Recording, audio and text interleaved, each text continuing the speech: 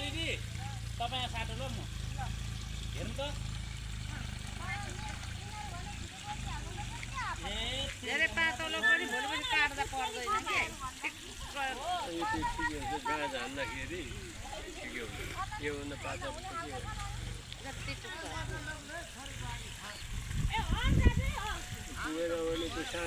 रोपाहरू रोप्नु थाल्यो असार लाग्यो हे असार लाग्यो